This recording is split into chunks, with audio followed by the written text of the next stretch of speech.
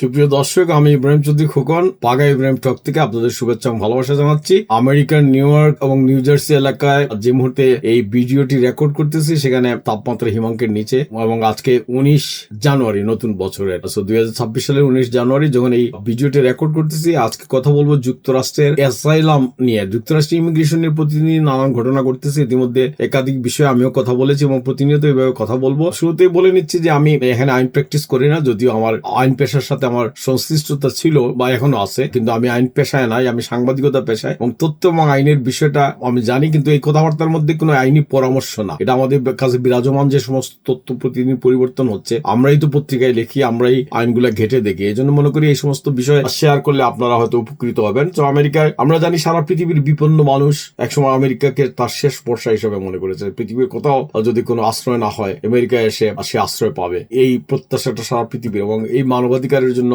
শুধু আমেরিকাকে সারা পৃথিবীতে গালাগালি করার যেমন মানুষের অভাব নাই, তেমনি আমেরিকাকে ভালোবাসারও মানুষের অভাব নাই। এবং শেষ আশ্রয়স্থল, সারা জীবন আমেরিকাকে গালাগালি করতে দেখেছে আমাদের বহু বন্ধুকে, কিন্তু তার জীবনের শেষ আশ্রয় হয়েছে। এবং বাধ্য হয়ে অনেকেই যে খালি উন্নত জীবনের প্রত্যাশাই না, অনেক জীবন রক্ষার জন্যই তিনি আমেরিকায় তাকে আশ্রয় নিতে হয়েছে। এবং এই আমেরিকা এইরকম বিপন্ন মানুষদের আশ্রয় দিয়ে আসছে এবং এখন এই আশ্রয় প্রদান বন্ধ হয় নাই। আমরা অনেকেই জানি প্রেসিডেন্ট ডোনাল্ড ট্রাম্প ক্ষমতায় আসার পর আমেরিকার ইমিগ্রেশন বা আশ্রয় বা এই ধরনের অ্যাসাইলামের ক্ষেত্রে একটা অব্যবস্থাপনা শুরু হয়েছিল, বিশেষ করে কোভিড এর আশেপাশের সময়ে। এটা নানা কারণেই, এটা মানে নানান ফাঁক ফুকরে অনেক অ্যাসাইলাম হয়েছে যেগুলো হওয়া উচিত ছিল না, বা সঠিক নিয়ম নীতি না মেনে যে অ্যাসাইলামটা করা হয়েছিল। এইসবের কারণে নানান সামাজিক প্রতিক্রিয়ার সৃষ্টি হয়। সৃষ্টি হওয়ার পর মার্কিন সমাজের যে রক্ষণশীল মহল, যারা এই দেশটা থাকে আগে থেকে, বা আমরা যারা অনেকদিন থেকে আছি, সবার মনেই নানান বিষয়ে নানান প্রশ্ন রাখলাম। এবং গত নির্বাচনে এই ইমিগ্রেশন ইস্যুটাকে সামনে এনে প্রেসিডেন্ট ডোনাল্ড ট্রাম্প নির্বাচিত হন। তো তার পক্ষে জনগণের রায় আছে যে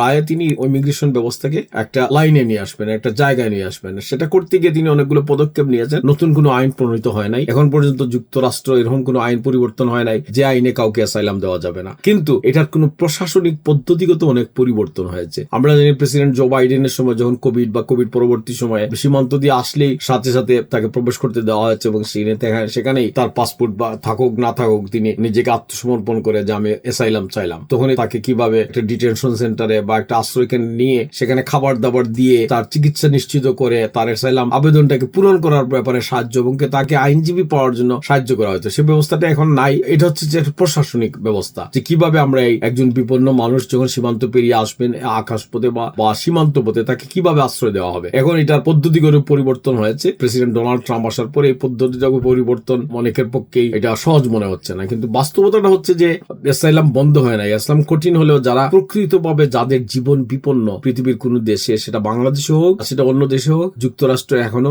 অ্যাসাইলাম দিচ্ছে। এবং আমার ব্যক্তিগত অভিজ্ঞতা থেকে বলি, আমি সাম্প্রতিক সময় আমাদের এই যে বাংলাদেশি ভাই, তিনি কার্যত একজন ইউটিউবে বেশ পরিচিত, এবং আমি তার নাম বলছি না সঙ্গত কারণেই। তার একটি ইমিগ্রেশনের মামলা ছিল, এবং সেখানে আমার সামান্যতম হলেও আমার একটা যোগাযোগ বা আমার একটা জানার সুযোগ হয়েছিল, এবং তাকে খুব সহজেই অ্যাসাইলাম দেওয়া হয়েছে। সো এই ধরনের ঘটনা ঘটতেছে। কিন্তু আমরা যদি বাংলাদেশের অ্যাসাইলাম গুলা দেখি, অনেকগুলো অ্যাসাইলাম যারা আবেদন যিনি সরকারের সাথে আসলেন, সরকার প্রধানের সাথে, হয়তো সাবেক সরকার প্রধান শেখ হাসিনার সাথে অনেকেই এখানে আসছেন, আসার পর হয়তো কেউ চলে গেছেন, কিন্তু আবার মাস দুয়েক পরে আবার এসে বললেন যে আমি শেখ হাসিনার শাসন আমলে বাংলাদেশে থাকতে পারতেছি না। কি যেমন মামলা, এটা এই সমস্ত মামলা, এই সমস্ত অভিযোগ, কেউ বিএনপির নামে, কেউ আওয়ামী লীগের নামে, এইসব। কিন্তু এইসব মামলার বিষয় আসলে যদি তল্লাশি করা হয়, এই সমস্ত কাগজপত্র অনেকগুলোই হয়তো সঠিক না, অনেকগুলোই হয়তো সঠিক কারো, কিন্তু আজকাল আর্টিফিশিয়াল ইন্টেলিজেন্সের সময়, আজকাল প্রযুক্তির সময় এসব বের করা খুব সহজ। এইসব এখন যাচাই বাছাই খুব কঠিন ভাবে হচ্ছে। এবং সবচেয়ে বড় যে বিষয়টা হচ্ছে যে সারা পৃথিবীতে যারা দীর্ঘদিন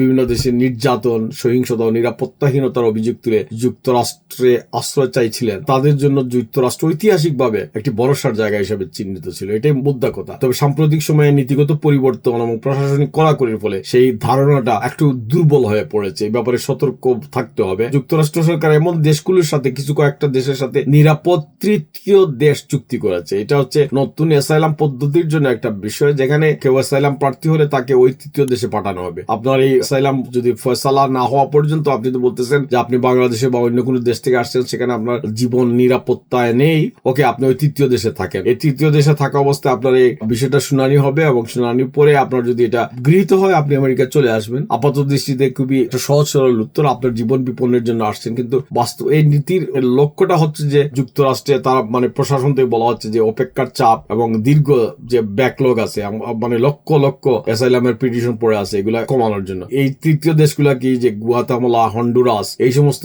মধ্য আমেরিকার দেশ, এই মধ্য আমেরিকার জাতির সাথে এমন চুক্তি আমেরিকা অলরেডি, আমেরিকার হোমল্যান্ড সিকিউরিটি স্বাক্ষর করেছে যেখানে অ্যাসাইলাম প্রার্থীদের পাঠিয়ে দেওয়া হয়েছে। ইকুয়েডর নতুন দেশ হিসেবে চুক্তি আছে, আগে থেকেই বেলজিয়াম, উগান্ডা, প্যারাগুয়ে এসবের সাথে আমেরিকার এই ধরনের চুক্তি আছে। এই পরিবর্তনের অন্যতম গুরুত্ব, এটা অ্যাসাইলামের এই পরিবর্তনের দিকটা আমি আজকে একটু আলোচনা করতে চাই। অন্যতম গুরুত্বপূর্ণ দিক হলো তৃতীয় দেশের অপেক্ষার নীতি এবং এর মূল ধারণা, কোন ব্যক্তি যুক্তরাষ্ট্রে আশ্রয় চাইলেই তাকে যুক্তরাষ্ট্রের ভেতরে না রেখে এমন একটি দেশে পাঠানো যেতে পারে যাকে যুক্তরাষ্ট্র সরকার যে সমস্ত জায়গায় তুলনামূলক ওই ব্যক্তিকে নিরাপদ বলে মনে করে, সেখানে অবস্থান করে আশ্রয় প্রার্থীরা মামলা চালাবেন বা পরবর্তী সিদ্ধান্ত তার ব্যাপারে যুক্তরাষ্ট্র সরকার নিতে পারে। যুক্তরাষ্ট্র প্রশাসনের যুক্তি অনুযায়ী এটা যুক্তরাষ্ট্রের সীমান্ত আদালত ব্যবস্থার উপর অতিরিক্ত চাপ কমানোর একটা উপায় হিসাবে তারা এই পদক্ষেপ নিয়েছে। কিন্তু বাস্তব প্রেক্ষাপটে এই নীতির প্রয়োগ বেশ কিছু জটিল প্রশ্নের জন্ম দিয়েছে। প্রথমত, নিরাপদ তৃতীয় দেশ ধারণাটি সর্বগণ গ্রাহ্য নয়। আমার জন্য উগান্ডা আপনি মনে করতেছেন নিরাপদ, আমি তো আমার জন্য নিরাপদ নাও মনে করতে পারি। আমি বাংলাদেশ থেকে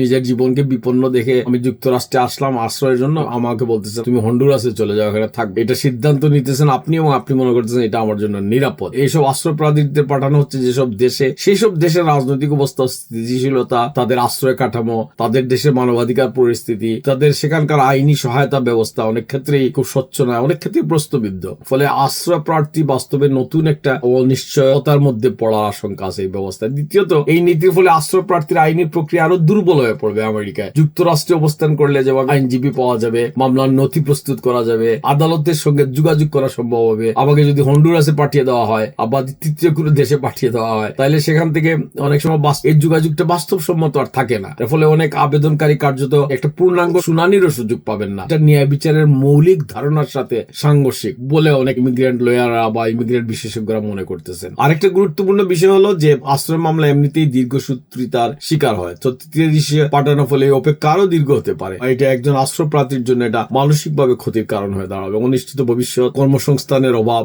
আমি হন্ডুরাসে গিয়ে, উগান্ডায় গিয়ে কি কাজ করবো, নিরাপত্তার ভয়, সব মিলিয়ে আশ্রয় প্রার্থীর উপর মানসিক চাপ আরো বাড়বে। এটা অন্তত মানবাধিকার লোকজন বলতেছেন। মানবাধিকার সংগঠনগুলোর মতে এই নীতি আশ্রয় ব্যবস্থার মূল চেতনাকে দুর্বল করে দিচ্ছে। আন্তর্জাতিক শরণার্থী আইন যেটা, এটার মূল লক্ষ্যটাই হচ্ছে যিনি আশ্রয় চাচ্ছেন, যে বিপন্ন মানুষ, তাকে নিরাপদ পরিবেশে থেকে নিজের দাবি উপস্থাপনের সুযোগ করে দেয়া। কিন্তু তৃতীয় দেশে পাঠিয়ে সেই প্রক্রিয়া চালানো হলে আশ্রয়ের মানবিক দিকটাই প্রশাসনিক ব্যবস্থার নিচে তো চাপা পড়ে যায়। অন্যদিকে যুক্তরাষ্ট্র প্রশাসনের অবস্থান হলো, এই প্রশাসন মানে মার্কিন প্রশাসন এটা মনে করে এটি কোনো আশ্রয়ের নিষেধাজ্ঞা নয়, আমরা আশ্রয় বন্ধ করতেছি না, বরং এটি একটা ব্যবস্থাপনাগত কৌশল, একটা ম্যানেজমেন্টের কৌশল। তাদের মধ্যে এটা বিপুল সংখ্যক আবেদন, সীমান্তের চাপ এবং আদালতের যে ব্যাকলগ, এই বাস্তবতা বিবেচনা করে এমন সব সিদ্ধান্ত নেওয়া হচ্ছে। যুক্তরাষ্ট্র প্রশাসন দাবি করতেছে আইনগত কাঠামোর মধ্যেই এইসব পদক্ষেপ নেওয়া হচ্ছে এবং আশ্রয় প্রার্থীদের জন্য কোনো বিকল্প পথ, এটা একটা বিকল্প পথ হিসেবে খোলা রাখা হয়েছে। কিন্তু সব মিলিয়ে যদি আমরা দেখি, আমি এটা বিস্তারিত অন্যান্য বিষয় আলাপ করতেছি না, শুধু এই তৃতীয় দেশটার বিষয়টা আলাপ করতেছি। যুক্তরাষ্ট্রের আশ্রয় ব্যবস্থায় তৃতীয় দেশ নীতি একটা গভীর নীতিগত পরিবর্তন, এটা আগে কখনো ছিল না। এটা শুধু এটা